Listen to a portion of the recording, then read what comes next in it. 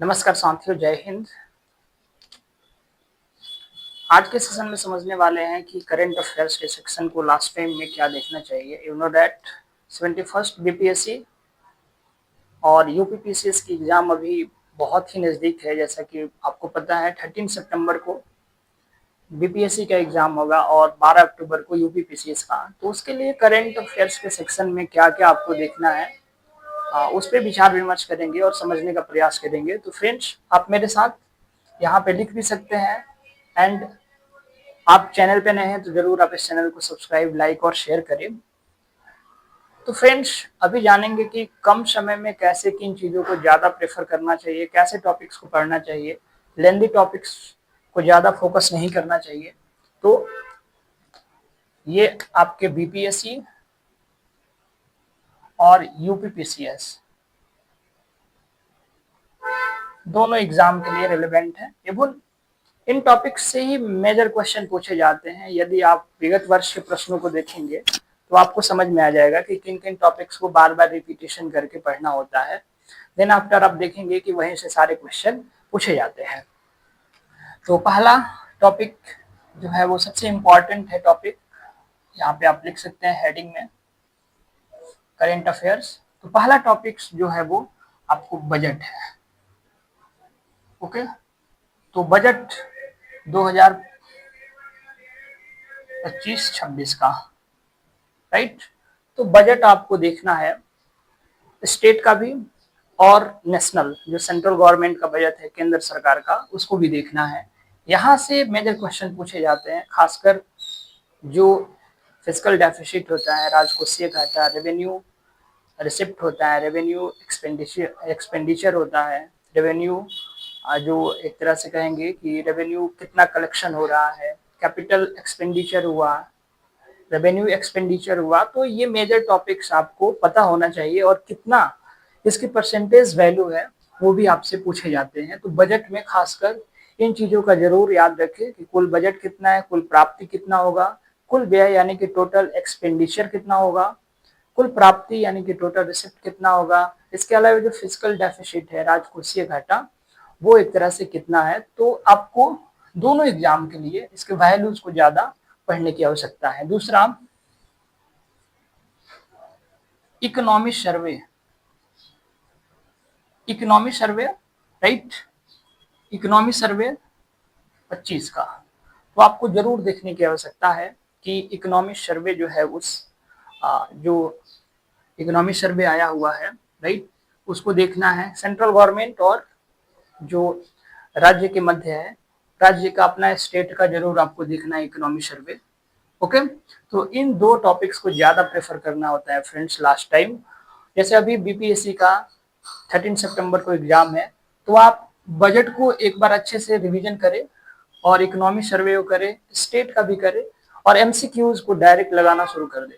MCQs बनाएंगे तो आपको डेटा याद रहेगा, अदरवाइज जब बार बार पढ़ेंगे बजट, इकोनॉमी सर्वे को, डेटा है, मस्ट इम्पॉर्टेंट है, डेटा है, तो माइंड से वो एक तरह से निकल भी जाता है। लेकिन एमसीक्यूज को सॉल्व करेंगे बार बार तो मुझे लगता है कि ये ज्यादा देर तक आपको याद रहेगा। इसके अलावा गवर्नमेंट स्कीम को जरूर देखना चाहिए। गवर्नमेंट स्कीम और स्टेट का जो स्कीम है, तो गवर्नमेंट कौन कौन से स्कीम, योजना, अर्थात कौन कौन से इनिशिएटिव्स को इम्प्लीमेंट कर रहा है उसको देखना है। इसके अलावा जो स्टेट का पर्सनली जो स्कीम है, जैसे बिहार का है तो बिहार का आप देखेंगे जो 7 निश्चय जो योजना है उसका पार्ट 1, पार्ट 2 वहां से क्वेश्चन बनने की संभावना है। और भी बहुत सारे इनिशिएटिव्स चल रहे हैं बिहार में, उसको आपको देखने की आवश्यकता है। फोर्थ में आ जाते हैं, स्पोर्ट्स को आपको ज्यादा देखना है। स्पोर्ट्स में क्रिकेट से लेके फुटबॉल, बैडमिंटन, जो ये फ्रेंच ओपन होता है, ऑस्ट्रेलियन ओपन होता है, विंबलडन होता है, इसको तो आपको अच्छे से देखना है कौन जीता, बिकॉज यहाँ से एक क्वेश्चन आने की प्रोबेबिलिटी रहती है। प्रोबेबिलिटीज क्या, विगत वर्ष देखा गया है कि क्वेश्चन पूछे जाते हैं। इवन अभी डीएसओ का जो पेपर हुआ उसमें भी यहाँ से क्वेश्चन पूछे गए हैं। तो आपको स्पोर्ट्स में इसको ज्यादा ध्यान देना है। इसके अलावा जो यूथ गेम्स हुए हैं, खासकर बिहार में हुआ है जो 4 मई से 15 मई तक, उसको देखने की फ्रेंड्स आवश्यकता है। इसके अलावा जो एक तरह से भाला फेंक जो होता है नीरज चोपड़ा के संदर्भ में, उसको आप देखेंगे, राइट। एशियन गेम्स हुए, राष्ट्रमंडल खेल हुए, उसको आप देखने का प्रयास करेंगे। फीफा एवं फीफा हुआ, उसको आप, यानी कि स्पोर्ट्स जगत को पढ़ा जाना चाहिए। लास्ट में जरूर इसको आप ध्यान रखेंगे। फिफ्थ में आपको पुरस्कार पढ़ना है, प्राइजेस,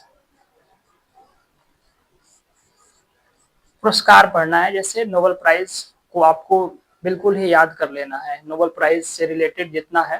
हालांकि अभी 2025 का नोबेल प्राइज किसी को मिला नहीं है, बिकॉज ये अक्टूबर मंथ में एक तरह से डिक्लेयर होगा कि किस व्यक्ति को, किस संस्था को देना है। और जैसा कि आपको पता है 10 दिसंबर यानी कि जो अंतर्राष्ट्रीय मानवाधिकार दिवस होता है, उस दिन इसका वितरण होता है।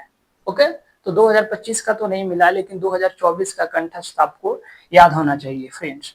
तो पुरस्कार में आप ये देख सकते हैं, जो स्पोर्ट्स आप नेशनल पे देखेंगे वो स्पोर्ट्स आप स्टेट वाइज भी देखेंगे, पुरस्कार भी स्टेट वाइज भी देखेंगे। अभी जो पद्म भूषण हुआ, पद्म श्री हुआ, तो ये किसको किसको मिला है वो आपको हमेशा याद रखना है। या फिर साहित्यिक पुरस्कार हुआ, तो पुरस्कार तो इम्पोर्टेंट है ही। इसके अलावा जो वन स्थिति रिपोर्ट है, वन स्थिति रिपोर्ट 2023 का, ओके, तो ये बिहार के संदर्भ में भी देखना है और आपको एक तरह से ये नेशनल संदर्भ में भी देखना है। तो यदि यूपीपीसीएस का है तो आपको इस स्टेट का जब भी निकलेगा वन स्थिति रिपोर्ट, आपको उसको देखना है। अदरवाइज बिहार का आपको बिहार के रेफरेंस में देखना है। ओके, तो वन स्थिति रिपोर्ट्स देखना है। इन्वायरमेंट से आपको क्या क्या सेक्शन देखने चाहिए फ्रेंड्स? इन्वायरमेंट से आपको वो सेक्शन देखना चाहिए लाइक कि जैसे हॉट स्पॉट है, बायोडाइवर्सिटी है, या फिर जो बायोडाइवर्सिटी नेटवर्क है, उसको देखा जाना चाहिए। एक तरह से यहाँ से क्वेश्चन बनते हैं। और अगर कोई जैसे टाइगर रिजर्व है या फिर नेशनल पार्क है, तो आप उसको चिन्हित करेंगे कि वहां से किस तरह के प्रश्न नए बन सकते हैं। जैसे नया कोई आपको अभ्यारण्य दिखाई दिया या फिर पढ़ने को मिला, तो आप उसको देख सकते हैं। या फिर आप देखेंगे जैसे सिमलीपाल हुआ, कान्हा हुआ, अगर इस तरह के अभ्यारण्य में कोई अन्य गतिविधियां हो रही है तो आप जरूर उसको देखने का प्रयास करेंगे। तो इन्वायरमेंट के क्वेश्चन काफी एक तरह से डायनेमिक होते हैं। ओके, इसके अलावा आपको साइंस एंड टेक्नोलॉजी के पॉइंट्स को फ्रेंड्स देखना चाहिए। साइंस एंड टेक्नोलॉजी में जैसे खासकर डिफेंस और स्पेस को देखना चाहिए। जैसे अभी शुभांशु शुक्ला जो है वो फाल्कन 9 एक्जिम 4, तो आपको यहाँ से देखना चाहिए 4 व्यक्ति गए हैं, किस नेशन से गए हैं, क्या उनकी कंट्रीज का नाम है, नाम क्या है प्रॉपर वो भी इम्पोर्टेंट है, कब गए हैं डेट वो भी इम्पोर्टेंट है, जाने का उद्देश्य क्या है वो भी इम्पोर्टेंट है, कब आए हैं वो भी डेट इम्पोर्टेंट है। जैसे डीएसए को पेपर में पूछा गया है कि किस किस देश से जो है वो शुभांशु शुक्ला के अलावा 3 जो व्यक्ति थे वो किस किस कंट्री से हैं। तो कहने का मतलब है कि फ्रेंड्स ये सेक्शन लास्ट में आपको जरूर ऐसे करना है। और भी सेक्शन है, मैं उस पर चलता हूँ। सेंसस आपको देखना है। सेंसस 2011 मस्ट इम्पॉर्टेंट है, और 2011 सेंसस से भारत के संदर्भ में देखिएगा और बिहार के संदर्भ में क्या क्या रिफ्लेक्शन हुआ है। यूपीपीसीएस की अगर कर रहे हैं तो यूपीपीसीएस के रेफरेंस में आपको देखना है। सेंसस के अलावा आपको देखना है जो बिहार में एक कास्टिज्म जो गणना हुआ है, काउंटिंग सर्वेक्षण हुआ है, नॉट कि बिहार जातिगत जनगणना। सेंसस जो है वो एक तरह से केंद्र सूची का विषय है, तो हम कह नहीं सकते हैं कि बिहार में एक तरह से, तो वो गलत होगा सेंस, इसलिए उसका नाम है बिहार जाति गणना सर्वेक्षण। ओके, तो उसको देखा जाना चाहिए, बिहार जातीय गणना सर्वेक्षण। इसका डेट कितना, रेशियो है, ये सब इनफैक्ट आपको देखने की आवश्यकता है। तो मेजर लास्ट टाइम में फ्रेंड्स ये सारे सेक्शन को देखना इंपॉर्टेंट हो जाता है। इसके अलावा अपॉइंटमेंट आप देख सकते हैं। अपॉइंटमेंट जो नियुक्तियां हुआ है नया नया, उसको आप देखेंगे, राइट। इसके अलावा पढ़ने के लिए आपके पास बहुत चीजें हैं, लेकिन मेनली आपको अगर मान के चलिए कि 30 जस्ट वेट अगर 30 to 35 क्वेश्चन बन रहे हैं तो आप आराम से यहाँ से टेकल करेंगे 30 क्वेश्चन को। ये मेजर टॉपिक्स हैं और यहाँ से क्वेश्चन हर बार पूछे जाते हैं और बनते हैं। और एक टॉपिक फ्रेंड्स मैं आपको बताना चाहूंगा जो मैं मिस कर रहा हूँ, जो सबमिट होता है IR के रेफरेंस में। ओके, सबसे इंपॉर्टेंट है फ्रेंड्स, सबमिट जो होता है, जो अलग अलग बैठकें होती है जैसे COP28, COP29, इसके अलावा मैं बात करूँ तो जैसे नेम का हुआ या फिर ब्रिक्स हुआ, राइट। तो ये आपको जरूर सबमिट पे ध्यान देना है। 10-12 सबमिट मिलेगा आपको, पूरी तरह से याद कर लेना है। इस वर्ष का याद करना है और इसके विगत वर्ष यानी पहले वर्ष को देख के याद करना है कि इस वर्ष हुआ तो इसके पहले वर्ष क्या हुआ, वहीं पे आपको लिखते जाना है।